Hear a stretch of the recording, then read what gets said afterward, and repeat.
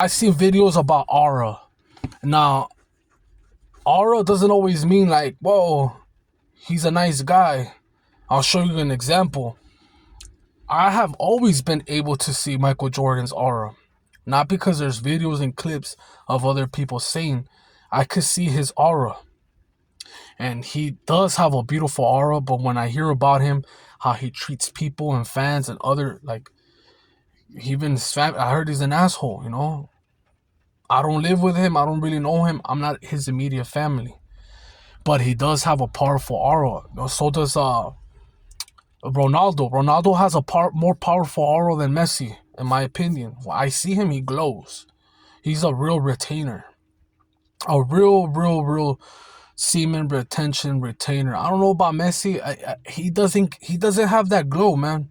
I'm sorry for any Messi fans out there that, that's their God to them. My God is the Most High, but I'm just letting you know about the silhouette, the thing that comes out, that glow. I see it in Michael Jordan, man. I seen it, but it doesn't define that you're a good person and all that.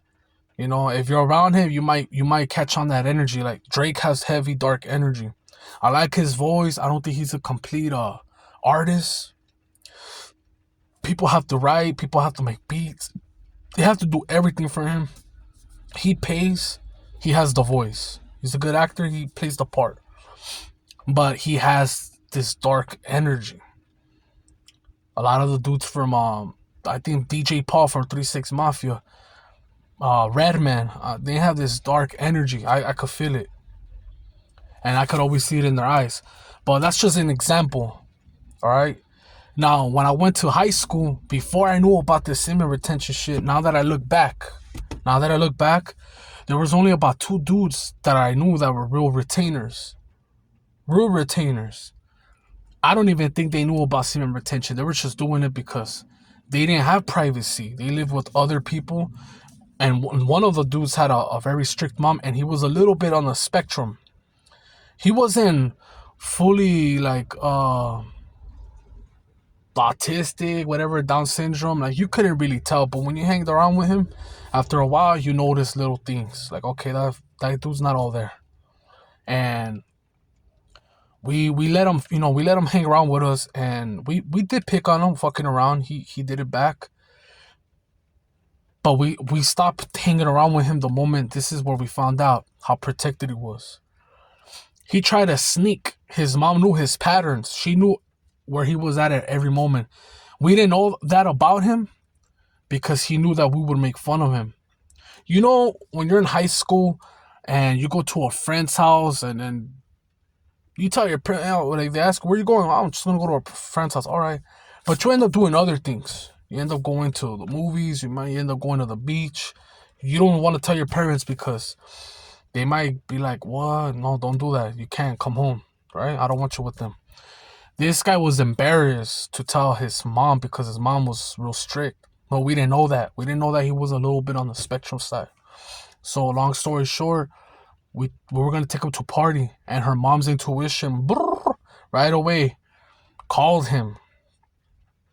And when we were already about to hit the party, my homeboy was pissed off. And she's like, let me talk to the driver, right? She's like, if you don't bring my son right now, immediately, if you don't turn around back, I'm going to press charges for you for kidnapping. And you don't want that. I'm not playing. We had to go back. We were all pissed off. And we stopped hanging around with him ever since then.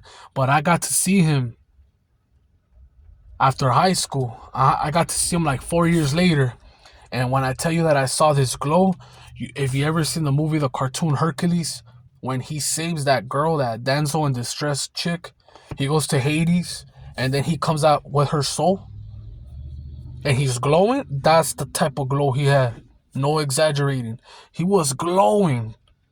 And I'm telling you that if that's what it is, then that's what people see in you when you are pure, when you're on like a really high streak and you're doing it for God.